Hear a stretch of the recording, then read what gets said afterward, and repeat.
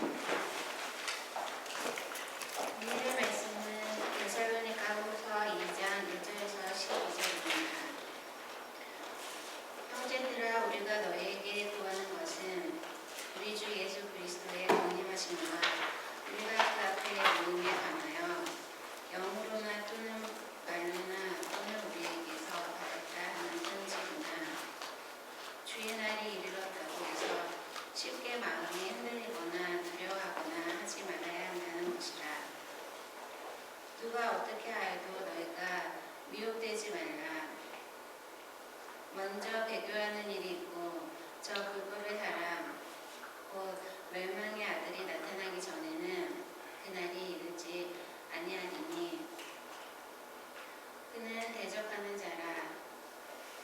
신이라고 불리는 모든 것과 숭배함을 받는 것에 대항하여 그 위에 자기를 높이고 하나님의 성전에 앉아 자기를 하나님이라고 내세우느니라. 내가 너희와 함께 있을 때에 이 일을 너에게 말한 것을 기억하지 못하느냐. 너희는 지금 그로 하여금 그의 때에 나타나게 하려 하여 막는 것이 있는 것을 아나니 불법의 비밀이 이미 활동하였으나 지금은 그것을 막는 자가 있어 그 중에서 옮겨질 때까지 하리라. 그때에 불법한 자가 나타나리니 주 예수께서 그 입의 기운으로 그를 죽이시고 강림하여 나타내심으로 패하시리라. 악한 자의 나타나심은 사탄의 활동을 따라 모든 능력과 표적과 거짓 기적과 불의의 모든 속삭임으로 멸망하는 자들에게 있으리니 이는 그들이 진리의 사랑을 받지 아니하여 구원함을 받지 못함이라. 이러므로 하나님이 미혹의 역사를 그들에게 보내사 거짓 것을 믿게 하심은 진리를 믿지 않고 우리를 좋아하는 모든 자들로 하여금 심판을 받게 하려 하심이라.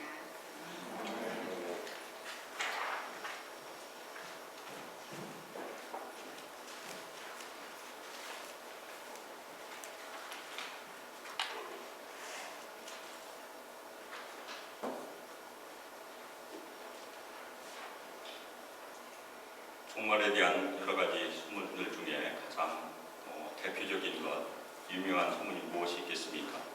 요한계시록에 등장하는 짐승의 표 666이라는 숫자가 가장 유명한 것 중에 하나가 아닌가 생각해봐요. 오랫동안 그 666이라는 여러 가지 설들 때문에 신자들을 혼란에 빠뜨리기도 하고 믿음과 마음을 흔들기도 하고 두려움을 주기도 해요.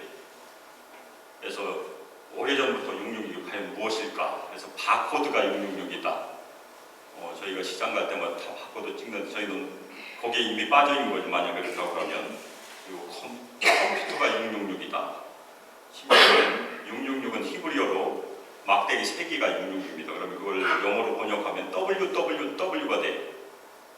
그것은 인터넷이다. 그렇게 또 주장하는 주장들이 있었어요. 그리고 전자카드나 신용카드가 666이다. 그러면 오늘 집에 가서 다 신용카드 버리셔야 돼요. 그렇죠? 그리고 한국에서는 전자주민등록카드가 등장했습니다. 칩을 넣는 스마트 카드라고 저희가 부르는데 모든 활동을 다 추적할 수 있어요. 실제 한국의 유명한 대기업이 진짜 그렇게 한다는 얘기를 들은 적이 있습니다. 그리고 유럽 단일 공동체 EU가 궁극적으로 세계를 지배하는 666이 될 것이다. 그런 주장들도 진짜 있었어요. 그리고 근래 몇 년 동안에는 몸에다 생체 칩을 집어넣는 베리 칩이 666이라는 소문이 제가 여기 와서 들었어요. 여기 와서 어떤 분이 그걸 얘기해서 들었는데 그것이 몇 년 전에 있었던 진짜 얘기입니다. 그리고 알파고가 등장하니까 666이 또 하나 등장했습니다. 뭐죠? 인공지능이 나중에 666이 될 것이다. 계속해서 그런 주장들은 있습니다. 이 주장은 대부분 극단적인 종말론자들이 주장하는 일들이에요. 그래서 잘 모르는 신자들이 믿음을 흔들고 두려움에 빠뜨리기도 해요. 그래서 계시록에 나오는 666은 과연 무엇일까? 저희가 잘 몰라요. 근데 1차적으로는 이미 역사적으로 이루어진 사실로 인정을 합니다. 사도 요한이 계시록을 쓸 때 가장 그 당시에 하나님께 대적하는 세력은 바로 그 당시에 압제자였던 네로였었고, 네로를 숫자로 한 사람 666이 진짜 됐고, 그리고 로마 정부도 숫자로 한 사람 666이 돼요. 그렇게 대부분 이해하고 있고, 그것은 1차적으로 이루어진 일이고 마지막 한 번 또 이루어질 것이, 그것이 오늘 등장해요. 멸망의 아들이라는 이름으로 오늘 저희 말씀에 있습니다.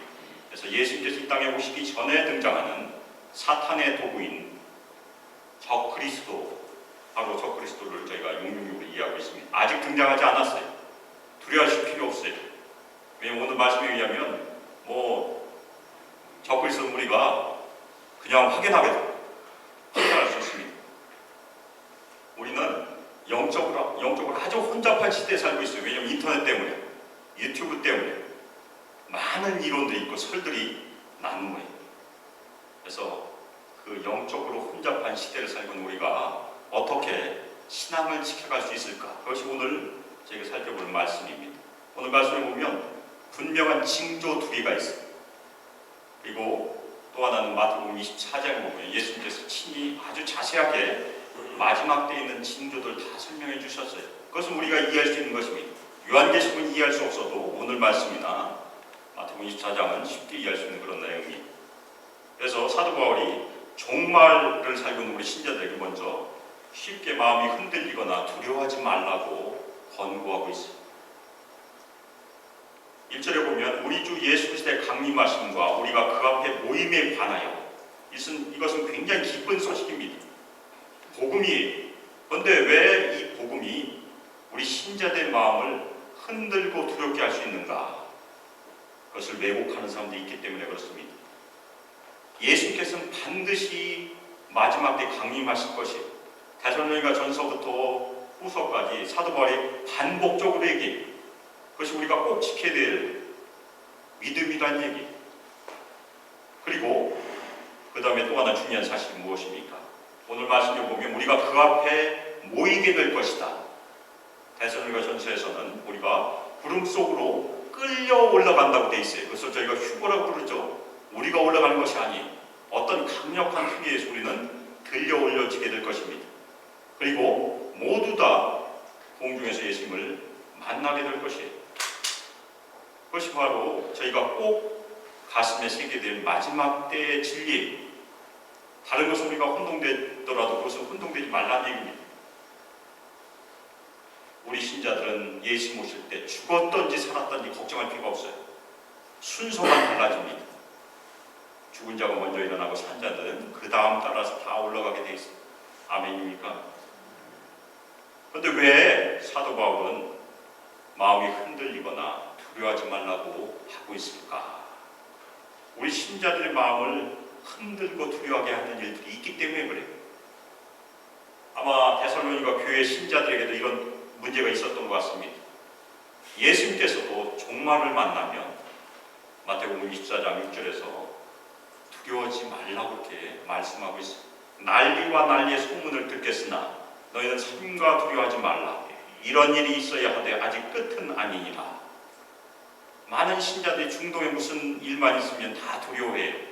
혹시 마지막 전쟁이 있는 것이 아닌가? 요즘 이란 얘기 나오니까 또 두려워하는 분도 있을 수 있어요. 아마겟돈 전쟁이 혹시 있는 것이 아닌가?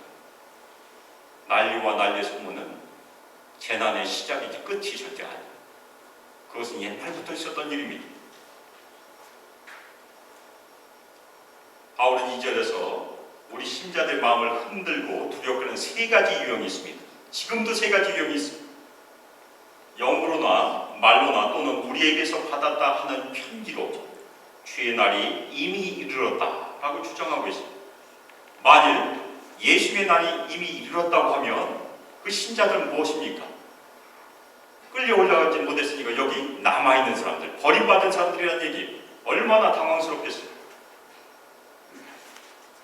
둘이 밭을 매다가 옆에 있는 사람은 예수님이 오시자마자 공중에 올라가고 밭에 그냥 남아있으면 얼마나 당황스럽겠습니까?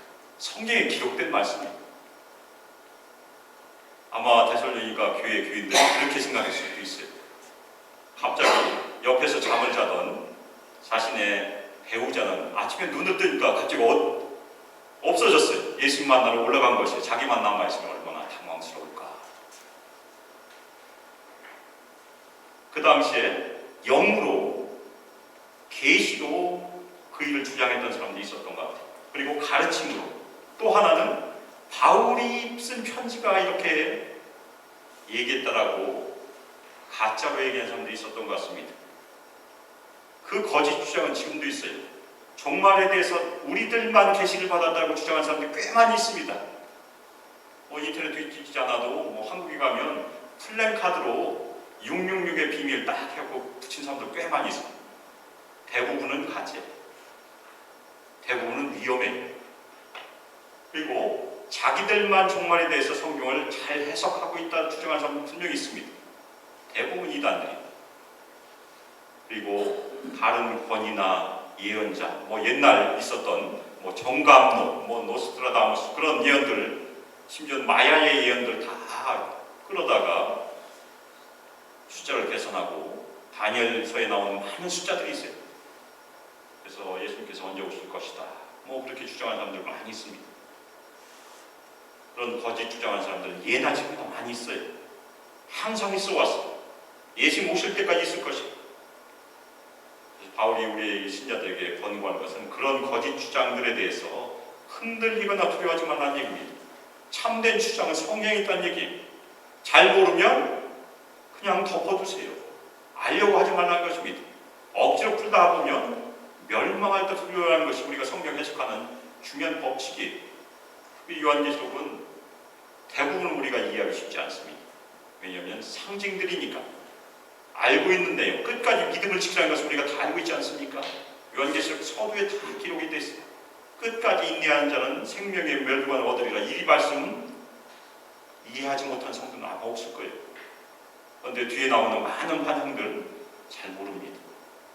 잘 알고 있는 것을 우리가 가슴에 새기라는 것이 계시의 중요한 목적입니다. 지금도 영에 의한 계시라고 주장하는 사람들 많이 있어요. 그런 사람들 보면 멀리 간 것이 가장 안전한 일입니다.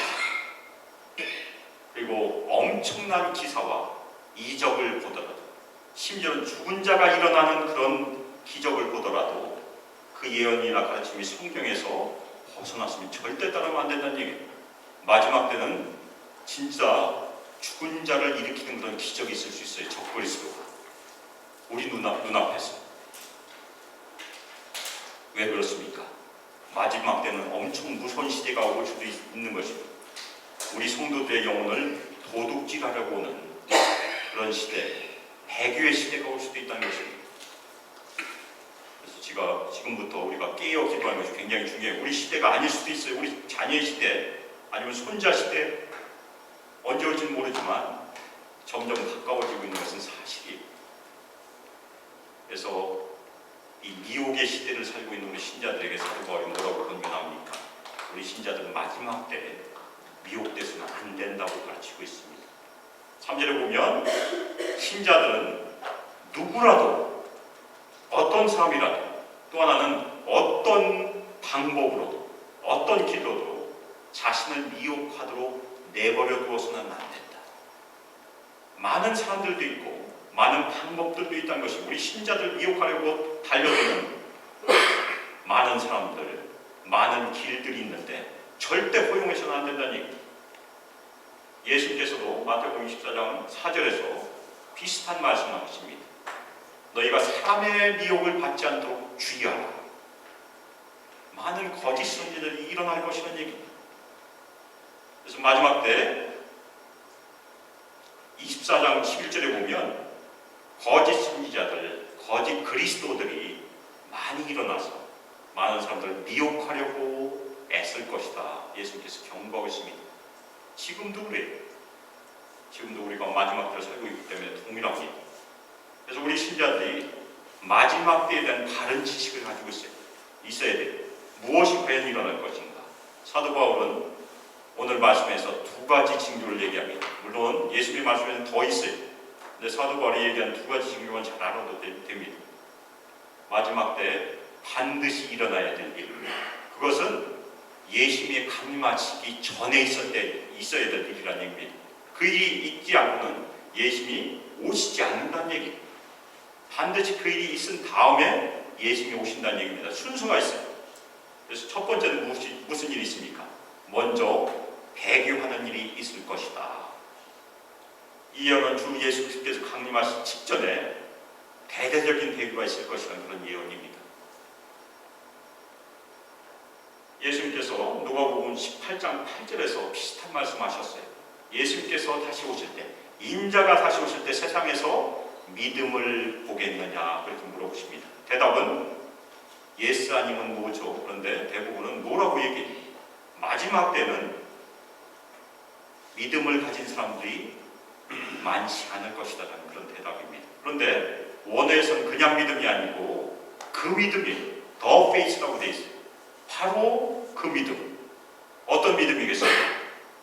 하나님께서 찾으시는 믿음, 진실한 믿음, 끝까지 인내한 믿음을 찾기가 쉽지 않다는 그런 얘기. 예수님께서 24장, 마태복음 24장 12절에서도 마지막 때의 특징을 이렇게 설명하고 있습니다. 불법이 성함으로 많은 사람의 사랑이 식어지리라. 점점 불법은 늘어나게 되어 있다는 얘기입니다. 그래서 마지막 때는 불법이 만연하기 때문에 많은 사람들 사이의 사랑도 식어지지만 더 무서운 것이 무엇입니까? 하나님의 진리에 대한 사랑도 사라지고 식어질 것이다. 만약에 하나님의 진리에 대한 사랑이 식어지면 무슨 일이 일어납니까? 하나님을 거역하고 배교하는 일이 만연할 것이다. 그렇게 이해할 수 있어요. 바울도 디모데후서 4장 1절에서 마지막 때 일어난 일을 많은 사람들이 참된 믿음, 곧 하나님의 진리를 믿는 믿음에서 떠나 미혹하는 영과 귀신의 가르침을 따르게 될 것이다. 지금도 있어요. 지금도 저희가 마지막 때라고 이해할 수 있습니다.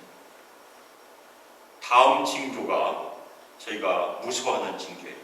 배교는 덜 무서워하지만 다음 징조, 예수님께서 강림하시기 전에 배교 다음에 일어날 일이 무엇입니까? 불법에서 곧 멸망의 아들이 나타나게 될 것이다. 근데 오늘 말씀에 보면 이 멸망의 아들의 특징들이 열거가 됩니다. 4절에 보면 대적하는 자라고 되어 있는데 이 대적하는 자는 그 다음 말씀을 얘기하면 됩니다. 어떤 경쟁자도 용인하지 않아요. 다른 신들을 절대 용인하지 않고 자신만 가장 높은 자리에 위치하는 사람이 바로 이 멸망의 아들이라는 얘기입니다. 그래서 그는 신이라 불리는 모든 것과 숭배함을 받는 모든 것 위에 자신을 높인다. 그것이 첫 번째 특징이에요. 그 다음에 하나님의 성전의 자리를 차지하게 될 것이다. 그리고 자기를 하나님이라 내세우게 될 것이다. 지금은 하나님의 성전은 예루살렘에 없습니다. 그래서 두 가지 해석이 가능해요. 하나는 예루살렘의 성전에 앉지 않고 자신이 성전을 만들고 거기에 앉을 수도 있어요. 근데 요즘 간혹 인터넷에 보면 제3성전을 세우자고 하는 운동들이 있기 때문에 혹시라도 제3성전이 세워지게 되면 그 성전에, 예루살렘 성전에 진짜 자기를 차지하게 하는 일, 멸망에 가증한 것이 아니게 되는 일을 우리가 목격할 수도 있을 수 있어요.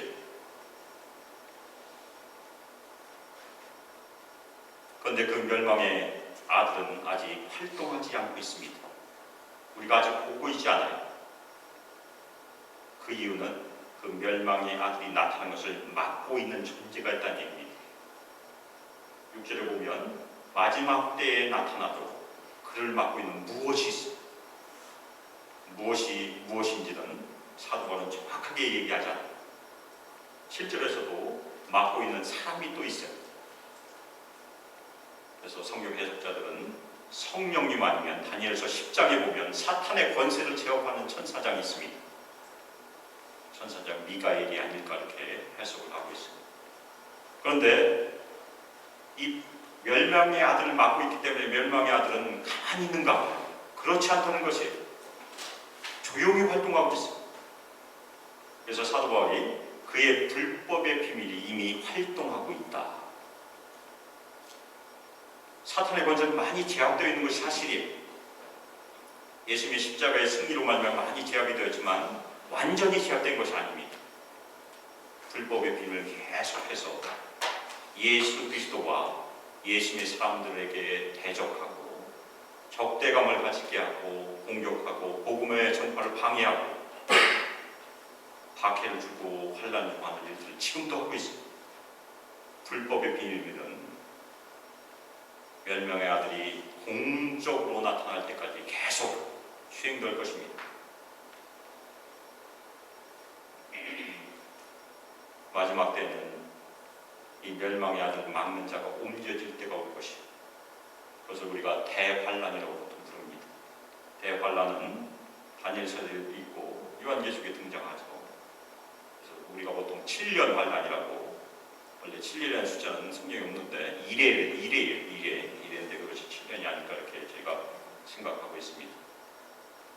예수님께서 통치하는 왕국은 몇 년입니까? 1000년. 멸망의 아들이 놓여서 성도를 미혹하는 시간은 몇 년입니까? 7년. 1000년과 7년은 무엇이 깁니까? 1000년이 훨씬 길죠. 그래서 잠시 우리 성도들이 겪어야 될 환란은 분명히 있다고 성경은 기록하고 있습니다. 그 환란 다음에 예수님께서 나타나시게 될 것입니다. 그래서 예수님께서 나타나시는 그 멸망의 아들이 자신의 운명을 만나게 될 것이다. 자신의 운명이 무엇입니까? 주 예수께서 그의 입에 흐르는 불법의 사람, 곧 멸망의 아들을 죽이시고 강림하여 나타나심으로 그를 패하실 것이다. 짧은 동안만 이 멸망의 아들이 잠시 활동을 하게 될 것이다. 그런데 그 활동은 우리의 인간의 상상을 초월하고 우리의 능력을 초월하는 엄청난 것이라는 것이 저희가 경계될 일입니다. 우리 눈으로 다 확인하고 볼 수 있다는 얘기. 그래서 사탄의 도구로 사용되는 이 멸망의 아들이 하는 일이 모든 능력과 표적과 거짓 기적과 불의의 모든 속임수로 활동하게 될 것이다. 인간의 능력을 넘어서 초자연적이고 신기적인 그런 능력으로 일을 하게 될 것이라는 그런 예언이. 그렇게 하는 궁극적인 이유는 마지막 때까지 사람들을 미혹하기 위해서 하는 일입니다. 심지어는 택하신 자들, 우리 신도들도 미혹하게 될 것입니다. 그 경고가 마태복음 24장 24절에 있습니다. 거짓 그리스도들과 거짓 선지자들이 일어나 큰 표적과 기사를 보여 할 수 있으면 택하신 자들도 미혹하리라. 그래서 우리가 깨어 기도해야 되는 중요한 이유가 여기 있습니다. 가만히 있으면 안 돼요. 멸망해야 될 최종 목적은 우리 성도들, 그리고 믿지 않는 자들을 끝까지 속이고 진리의 사람을 속이는 일입니다. 복음의 진리에 대한 사람에 대해서 속이고 사랑을 받지 못하도록 그렇게 하는 일이 이 멸망의 아들이 하는 일입니다. 그러면 이 멸망의 아들은 어떤 존재일까? 성경에서 구약에서부터 암시를 하고 있습니다. 시편 89편 22절에 보면 원수가 그에게서 강탈하지 못하며 악한 자가 그를 곤고하게 하지 못하리라, 그렇게 말씀하고 있는데, 악한 자는 원어대로 번역하면 악의 자식이라는 뜻입니다. 악의 아들. 그리고 이 악의 아들이 멸망의 아들이, 아마도 유명한 구절은 다니엘서 9장 27절입니다. 그가 장차 많은 사람들과 더불어 한 일해 동안에 언약을 굳게 맺고 그가 그 일의 절반에 제사와 예물을 금지할 것이며 또 포악하여 가증한 것이 날개를 의지하여 설 것이며 또 이미 정한 종말까지 진노가 황폐하게 하는 자에게 쏟아지리라 하였느니라 하니라. 바로 포악하여 가증한 것이 멸망의 아들을 지칭하고 있습니다. 성도들을 박해하고 대환란을 가져오고 궁극적으로 성도를 미혹하는 이 존재. 그런데 마지막은 무엇입니까? 황폐하게 될 것이에요. 하나님의 진노가 그에게 임해서가 멸망할 것이라고 다니엘서가 예언하고 있고 예수님께서도 이 동일한 말씀을 인용하세요. 그래서 마태복음 24장 15절에 보면 너희가 선지자 다니엘이 말하는 바 멸망에 가증한 것이 거룩한 곳에 선 것을 보거든, 이렇게 예수님께서 진짜 말씀하셨습니다. 그런데 이 다니엘서에 있는 예언이 이루어진 것처럼 보이는 전조가 몇 번 있었어요. 이스라엘 역사 가운데. 아무런 실루커스 왕조 시대에 BC 167년 안티오코스 에피파네스 4세가 성전을 더럽힌 사건이 진짜 있었어요. 자신을 신으로 높였고 번제 제단 위에 가증스러운 파멸의 우상을 진짜 세웠고 제단에 유대인들이 가장 싫어하는 돼지 피로 희생 제사를 드렸어요. 그래서 그때 혁명이 일어나서 이 마카비 혁명이 진짜 일어나죠. 그리고 로마 황제 칼리굴라가 AD 40년에 자신의 상을 성전에 세우고 자신을 그리스 로마 신에 나오는 제우스 신의 현신하고 주장을 했고 진짜 신상을 세우려다가 실패했습니다. 그 다음에 살해를 당했습니다. 그리고 예수님께서 말씀하신 다니엘이 말하는 바 멸망에 가증한 것은 AD 70년에 이루어졌습니다. 티투스 장군이 예루살렘을 멸망시키면서 성전을 완전히 파괴했어요. 그 성전은 지금까지도 파괴되어 있어요.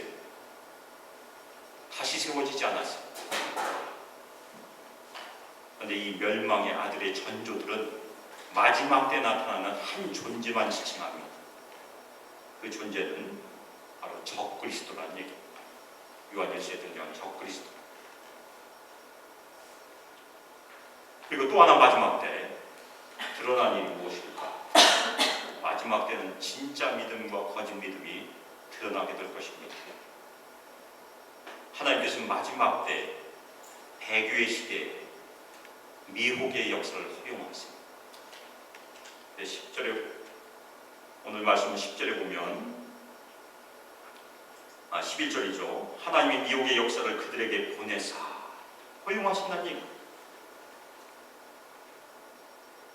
미혹의 역사를 허용하심으로 거짓 것을 믿게 하신 일이 마지막 때 있다는 얘기.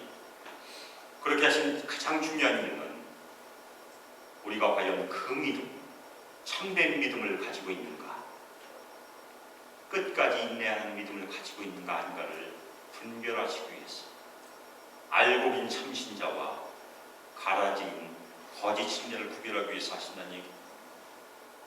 우리가 겉으로는 믿음 있는 척하고 열심히 교회 다니고 열심히 신앙생활하고 열심히 헌금하고 다 할 수 있어요.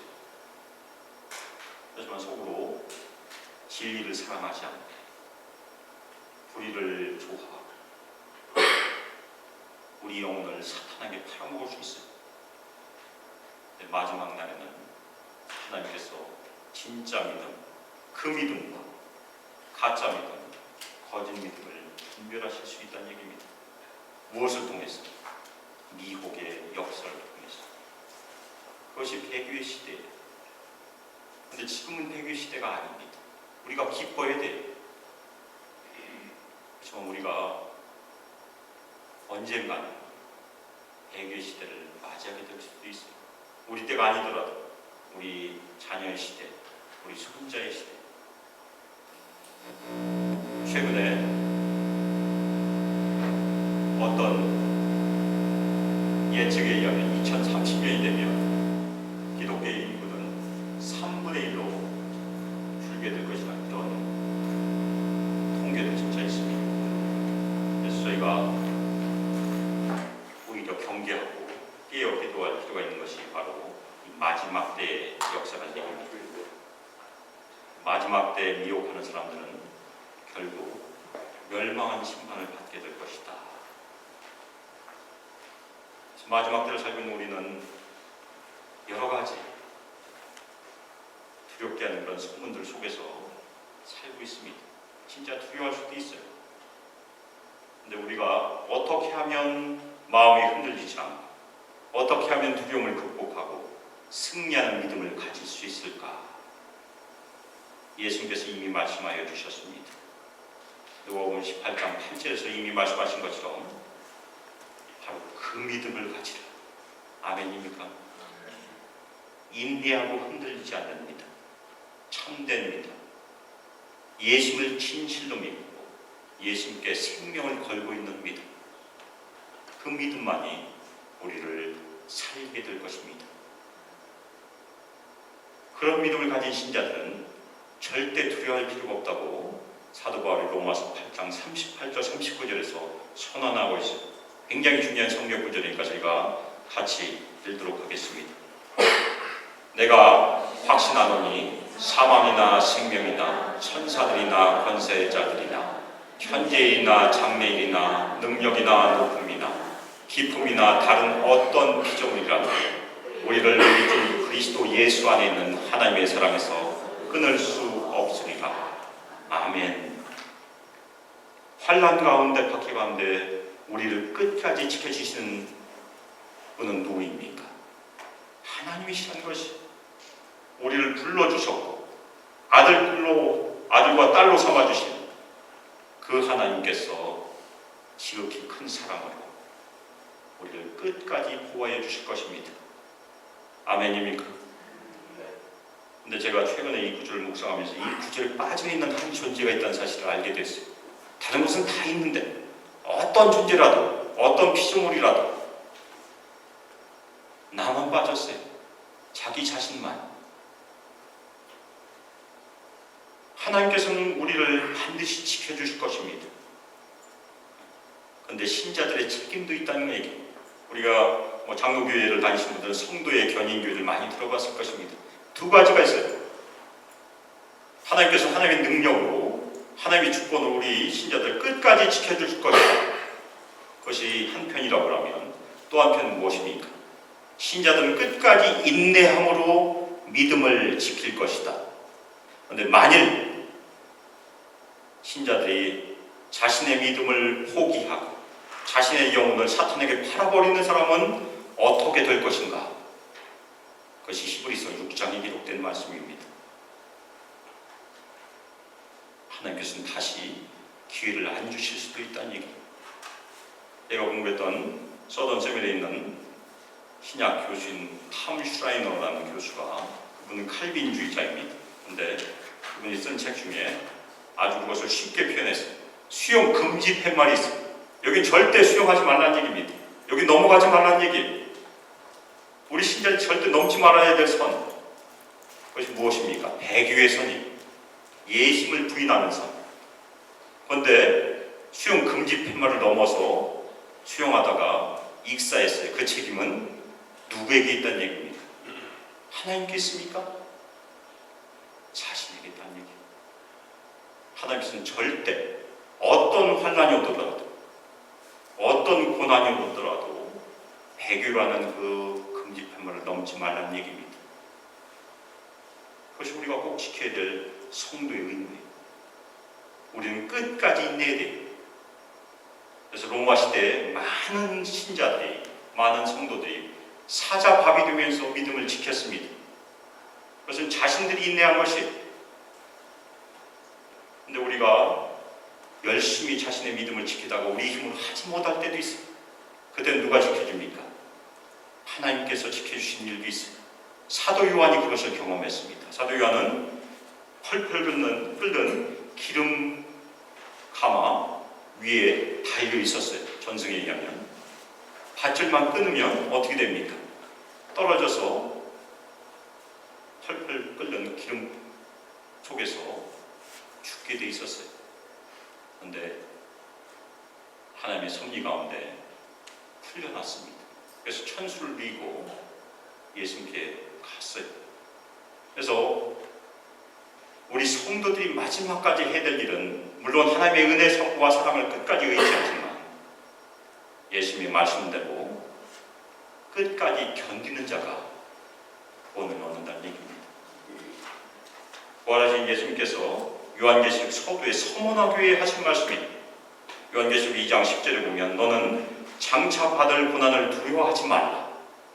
볼지어다 마귀가 장차 너희 가운데서 몇 사람을 옥에 던져 시험을 받게 하리니 너희가 10일 동안 환난을 받으리라. 네가 죽도록 충성하라. 그러면 내가 생명의 판을 내게 주리라. 우리 성도들이 당하는 환난과 박해는 열흘이란 얘기, 짧은 기간이란 얘기입니다. 그런데 우리가 생명의 멸류관을 받고 천국에서 지내는 시간은 천년입니까? 아니면 영원입니까? 영원입니다. 그것이 우리가 꼭 가슴에 새게 될 중요한 얘기입니다. 물론 우리의 인내 삶은 정해진 공식이 없어요. 하나님께서 50% 하시고 제가 50% 하겠습니다. 절대 그렇지 않아요. 어떤 때는 초대교회 신자들처럼 끝까지 전적으로 자신들의 믿음을 지키고 순교할 수도 있어요. 우리 한국인 신자들도 일제시대 때 6.25 맞았을 때 그렇게 죽어갔습니다. 어떤 때는 하나님께서 전적으로 사도 요한처럼 보호해 주신 기적이 있을 수도 있습니다. 그래서 우리가 이 땅에서 지켜야 될 중요한 신앙의 도리는 끝까지 믿음을 인내함으로 지키되 혹시라도 우리의 한계를 넘는 환난이나 박해를 당하면 하나님의 은혜와 사랑의 손에 우리의 영혼을 맡기는 것이 거듭난 성도의 자세란 얘기, 그것이 끝까지 인내하는 성도의 자세입니다. 오늘 말씀에서 마지막 때에 있는 두려워할 수 있는 그런 일에 대해서 저희가 살펴봤습니다. 그런데 두려워하지 마세요. 아직 일어나지 않았어요. 여러 가지 소문 때문에 그리고 우리가 당하는 환난 때문에 흔들리지 마시고 두려워하지 마시길 주의 이름으로 축원합니다. 주님께서 찾으시는 그 믿음, 주님께서 칭찬하신 그 믿음을 끝까지 가시고 끝까지 인내하고 끝까지 순종하시기를 주의 이름으로 축원합니다. 특별히 이 시대에 만연한 그 거짓 가르침을 분별하고 오히려 기도와 말씀, 바른 교훈을 늘 가까이 하고 자신을 순결하게 지키시기를 주님의 이름으로 축원합니다. 그래서 마지막 때 예수님께 우리가 순결한 신, 정결한 신부로 자신을 드리는 승리하는 성도가 다 되시기를 예수 그리스도의 이름으로 축복하며 기도합니다. 아멘.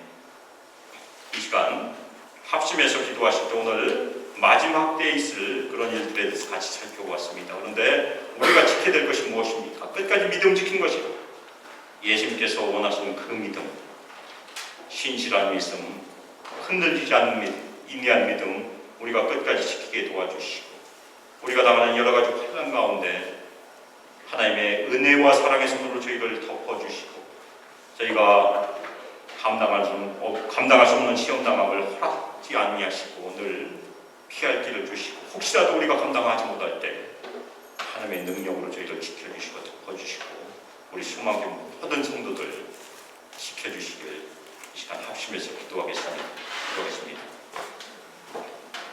전능하신 우리를 은혜 가운데 지켜주시길 간절히 기도 올려드립니다. 아버지 감사와 찬양 기도 올려드립니다.